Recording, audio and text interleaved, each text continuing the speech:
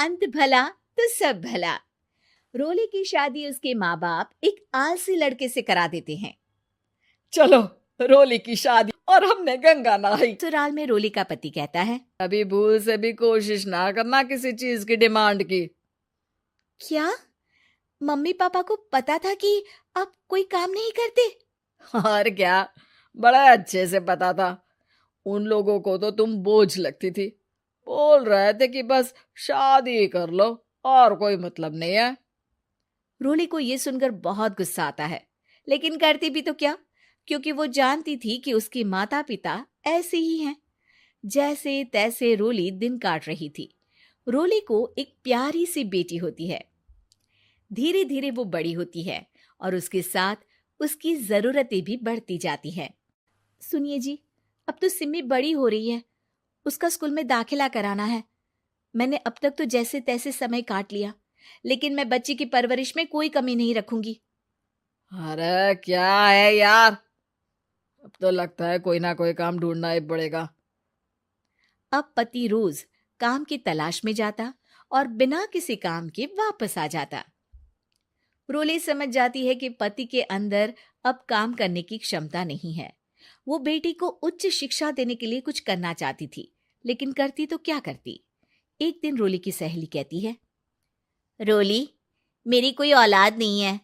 अगर तू मेरी औलाद को जन्म दे तो मैं तुझे तेरे मुंह मांगे पैसे दूंगी।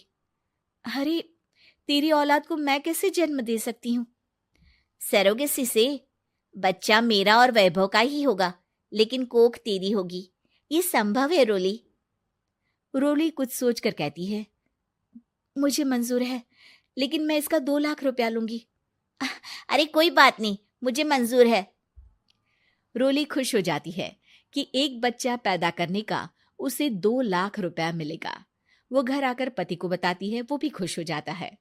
अब क्या था, डॉक्टर के पास जाकर सहेली का बच्चा रोली की कोख में पलने लगता है। मुझे 20,000 चाहिए मेरे बेटी के एडमिशन के लिए। हाँ हाँ ठीक है, मैं उसके एडमिशन से लेकर सारे खर्चे उसके अकाउंट में डाल रही हूँ। रोली की बेटी का एडमिशन हो जाता है। रोली को लगता है कि वो अब सब कुछ ठीक कर देगी। दिन और महीने आगे बढ़ते हैं। अब एक दिन, एक बात कहूं जी, काश इस बच्चे को मैं रख पाती। मैं अब इससे काफी जुड़ गई हूँ। अरे यार, पता नहीं किसका बच्चा है, अपने पास है ना अपनी मुन्नी। हाँ, लेकिन अब मैं भी इस बच्चे से जुड़ाव फील करने लगी हूँ। लेकिन मैं ये जानती हूँ कि ये मेरा बच्चा नहीं है। दोनों की जिंदगी ठीक चल रही थी, लेकिन कहते ना कि सुख का पल ज्यादा लंबा नहीं होता। एक दिन रोली की सहेली का फोन आता है। रोली, मुझे अब ये बच्चा नहीं चाहिए, मैं अपने पति को छोड़ रही हूँ। अरे लेकिन मुझे पैसों की जरूरत है, बच्चा तुम्हारा है, मैं क्या करूंगी? सहेली बिना कुछ बोले फोन काट देती है, फोन स्विच ऑफ कर देती है। लेकिन रोली के जीवन का तूफान यहीं नहीं रुकता। रोली, मैं इतना भार नहीं उठा सकता। आज पढ़ाई का पैसा मांग रही हो, कल को शादी, कॉलेज और पता नहीं क्या क्या। मैं तुम्हें छोड़ रहा हूँ। अपनी बच्ची उठाओ और निकलो इस घर से।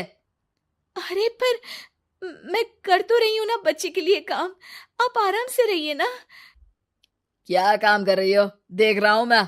ये छोटा शहर है, यहाँ लोगों को बात बनाते वक्त नहीं लगता। तो मैं क्या करूं? ज्यादा पढ़ी लिखी नहीं हूं, कैसे घर के खर्चे चलाऊं? और आप तो काम करना ही नहीं चाहते। हाँ, ना चाहता हूं और ना ही करूंगा। मेरा साथ देना चाहिए था, लेकिन नहीं, आपने तो इस हाल में मुझे घर से बाहर निकालने की बात कह डाली। देखो, ये सारी फालतू की बातों के लिए वक्त नहीं है मेरे पास। रोली, जिसकी कोख में किसी और का बच्चा था और साथ छोटी सी बेटी, पति का घर छोड़कर रास्ते पर आ जाती है। चुपचाप बच्ची को लेकर जा रही थी कि उसे दर्द होता है और वो डॉक्टर के पास चली जाती है। और फिर वहां वो एक प्यारे से बेटे को जन्म देती है। कितना प्यारा है, कितने अभागे हैं इसके माँ बाप जो इसके पैदा होने पर भी नहीं है। तभी वहां डॉक्टर आ जाती है। रोली, बच्चे के पिता तुमसे मिलना चाहते हैं। आपका बहुत बहुत शुक्रिया। मैं इस बच्चे को पालूंगा, भले ही इसकी माँ ने इसे छोड़ दिया हो, पर मैं अपनी जिम्मेदारी निभाऊंगा। तो क्या आप मुझे इसके पैदा करने के लिए जिन पैसों की बात हुई थी वो भी देंगे? हाँ, और साथ ही आप चाहें तो मेरे घर में रहकर मेरे बच्चे की देखभाल भी कर सकती हैं। मैं उसके लिए आपको सैलरी दे दिया करूँगा। रोली को लगता है कि जैसे भगवान ने उसके लिए सुकून का रास्ता खोल दिया। वो अब मुकेश के साथ उसके घर चली जाती है, जहां रहकर वो उस बच्चे की देखरेख करती है। अब मुकेश के घर को रोली अच्छे से संभाल लेती है। उसके लिए खाना बनाने से लेकर बच्चों की देखभाल और घर की देखरेख। धीरे धीरे मुकेश को रोली से प्यार हो जाता है। रोली, मेरे बच्चे की देखभाल भी कर सकती हैं। मैं उसके लिए आपको सैलरी दे दिया करूँगा। रोली को लगता है कि जैसे भगवान ने उसके लिए सुकून का रास्ता खोल दिया। वो अब मुकेश के साथ उसके घर चली जाती है, जहां रहकर वो उस बच्चे की देखरेख करती है। अब मुकेश के घर को रोली अच्छे से संभाल लेती है। उसके लिए खाना बनाने से लेकर देखभाल और घर की देखरेख। धीरे धीरे मुकेश को रोली से प्यार हो जाता है। रोली, तुम्हारी बेटी और मेरा बेटा बिल्कुल भाई बहन की तरह साथ रहते हैं। हाँ, आखिर है तो एक ही कोख के बच्चे, अटैचमेंट तो होगा ही ना। रोली, तुमने घर और मुझे दोनों को संभाल लिया। ये तो मेरा काम है।